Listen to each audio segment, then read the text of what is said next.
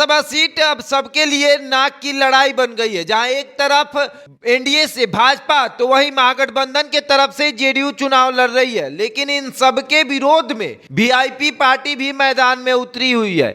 अब देखिए, लड़ाई इतनी टक्कर की हो रही है कि सभी पार्टियां एक दूसरे के ऊपर आरोप लगा रही है कि इसने हमारे समाज को ठगा तो इसने हमारे समाज को ठगा। अब देखने वाली बात यह है कि कुडनी से आखिर निकलेगा कौन?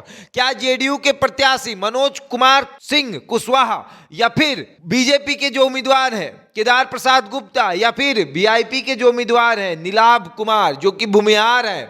और सबका ये कहना है कि मुकेश सहनी ने एक बड़ा दांव खेला है। लेकिन हम आज चर्चा करेंगे चिराग पासवान की कि चिराग पासवान कितना वोट ट्रांसफर कर पाएंगे कुडनी में, क्योंकि इनकी संख्या वहां पर 15 से 20 हजार है। तो क्या चिराग पासवान अपना वोट ट्रांसफर भाजपा में करवा पाएंगे? मोकामा और गोपालगंज में तो ऐसा नहीं हुआ। आपने देखा किस तरीके से लास्ट टाइम में चिराग पासवान की एंट्री होती है मोकामा में, गोपालगंज में चुनाव प्रचार करते हैं भाजपा के पक्ष में, लेकिन कुछ फायदा नहीं होता है, क्योंकि पासवानों को ये याद रहता है कि चिराग पासवान ने ही कहा था कि हमारे पिता की मूर्ति को बाहर फेंक दिया गया है, और ये पासवान याद रखे थे।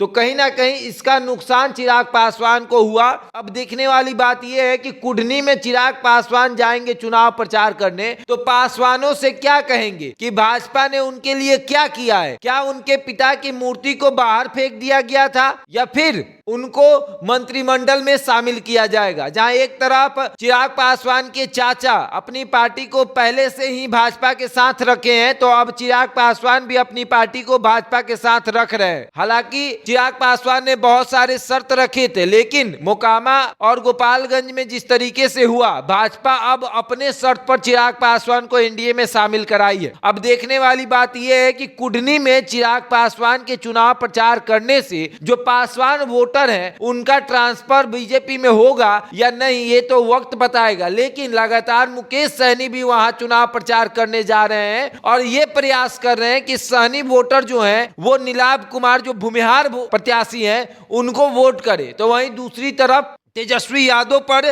सबकी निगाहें टिकी हुई है। जेडीयू के तमाम नेताओं की निगाहें तेजस्वी यादव पर टिकी हैं। वो जाकर चुनाव प्रचार करे कुडनी में और यादव मुसलमान जो वोटर हैं उनका ट्रांसफर करवाएं जेडीयू प्रत्याशी के पास। अब देखने वाली बात यह है कि यादव और मुसलमान जो वोटर हैं वो किसके पास जाएंगे? मुसलमान वोटर के पास तो एक ऑप्शन है, ओवैसी की पार्टी जो है वो एक कैंडिडेट उतारी है, तो उनके पास ऑप्शन है कि हम ना भाजपा को देंगे, ना जेडीयू को देंगे, ना मुकेश सहनी को देंगे, हम चले जाएंगे ओवैसी के पास। वहीं यादव के पास कोई ऑप्शन नहीं है। यादव किसको वोट देंगे? तो वो तेजस्वी यादव की तरफ देख रहे हैं कि तेजस्वी यादव जिधर इशारा करेंगे उधर हम वोट देंगे। तो तेजस्वी यादव का तो इशारा साफ तौर पर है जेडीयू की तरफ रहेगा। हालांकि अब देखने वाली बात यह है कि महागठबंधन में अभी थोड़ी दरार तो पड़ी है कुडनी को लेकर, लेकिन दरार कितनी बड़ी है ये तो समय बताएगा। कुडनी विधानसभा सीट में अगर तेजस्वी यादव चुनाव प्रचार करने नहीं गए तो समझिए कि दरार बड़ा है। अब देखने वाली बात यह है कि कुडनी में फतेह किसका होगा? क्या चिराग पासवान वोट ट्रांसफर करवा पाएंगे?